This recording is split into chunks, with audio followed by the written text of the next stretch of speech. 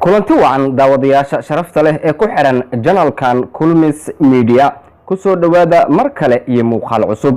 daawade haddii ay tahay markii kuugu horeysay ee aad soo booqato janalkan Culus Media, waxaan si xushmad leh kaaga codsanayaa inaad janalka subscribe aad saarato furatana gambaleelka si ay kuu soo gaaraan barnaamijyada, warbixinada iyo wararka degdega ah ee aan halkan ku soo baahiyo. fanaanka caanka ah ee AbdiDhanto ayaa xabsiga loo taxaabay. xariga fanaanka waxaa bartiisa Facebook ku xaqiijiyay wariye Cabdicasiis Maxamuud Guuleed oo ku magac dheer Cabdicasiis Africa.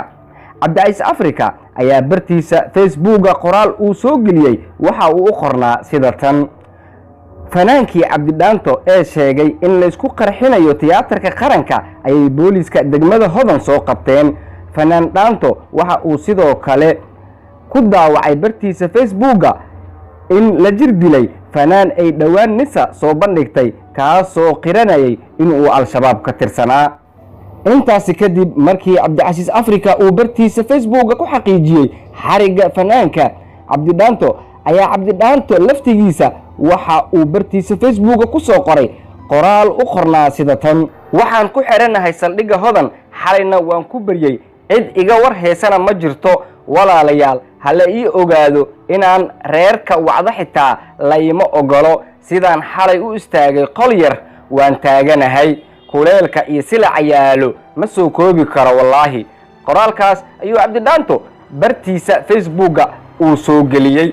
si kastay ahaataba, fanaanka AbdiDhanto ayaa hadda xabsiga ku jira. arrintan oo baraha bulshada qabsatay ayay dadku ka falcelinayaan qofba fikirkiisa. dadka qaar ayaa qaba in fanaanka AbdiDhanto shakiga lagu xiray ay tahay mid wax ka jiraan, mudan yahana in la xiro. dadka qaarna waxa ay ku doodayaan in fanaanka xurnimadiisa meel looga dhacay oo shakhsiga qofka waxa uu doono uu ku hadli karo, fikirkiisana uu cabiri karo.